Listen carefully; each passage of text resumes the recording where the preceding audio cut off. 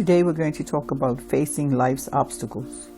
These things I have spoken to you, that in me you may have peace. In the world you have tribulations, but be of good cheer, I have overcome the world. We all have faced struggles in our lives from time to time. The prophet Nehemiah is an example of one who faced many trials in his desires to rebuild the walls of Jerusalem. Nehemiah 2:10-20. The word obstacle means a thing that blocks one's way or to prevent or hinder progress, mentally, physically, or spiritually. Nehemiah's story shows us that whatever we want to achieve something great, there will always be obstacles we have to face. With God's help, the impossible becomes possible. People will try to hinder us. In Nehemiah's case, his enemies tried to discourage him from doing God's work in rebuilding the wall.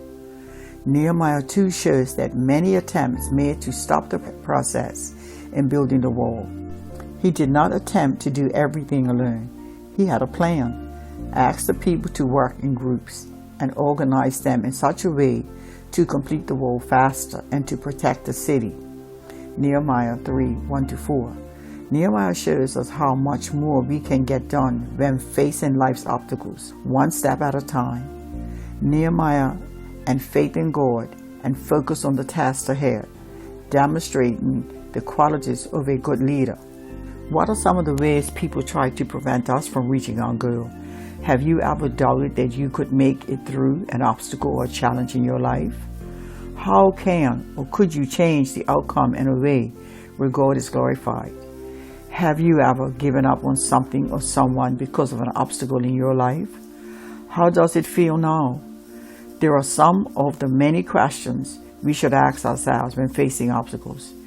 Jesus invites us to come to Him when feeling burdened by obstacles or challenges. Come to me, all you who are weary and burdened, and I will give you rest. Take my yoke upon you and learn from me. For I am gentle and humble in heart, and you will find rest for your souls. For my yoke is easy and my burden is light. Matthew 11:28-30. Right shoes for the right hurdles. When facing the hurdles, obstacles in our lives, we must have the right shoes, attitude. In order to overcome them, these can be: number 1, opposition; number 2, situations; 3, enemies. Finishing the course and overcoming depends on having the right attitude and maturity of mind. These include prayer, talking to God as He can help us, faith in God, believe that He will do what He promised, and the courage to press on despite the obstacles in our lives. We must be sure-footed in order. Obstacles keep us from moving forward. However, there is no spiritual growth without obstacles. Hebrews 2:1.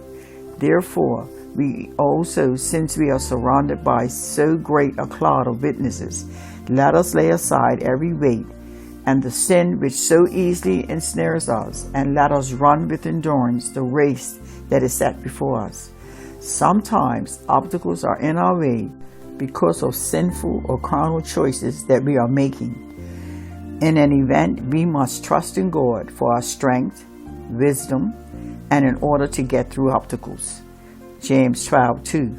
Sometimes obstacles are the fears, worries, or lies from others we deal with.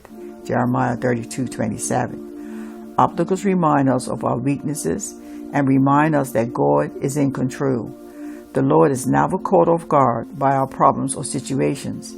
They instead help us to grow in our faith, and our testimony helps others to press on. No matter what the problem, God always has the answer. If these videos have been any encouragement to anyone and you have not subscribed yet, please subscribe, like, and share, and please leave a comment. May God continue to bless you all.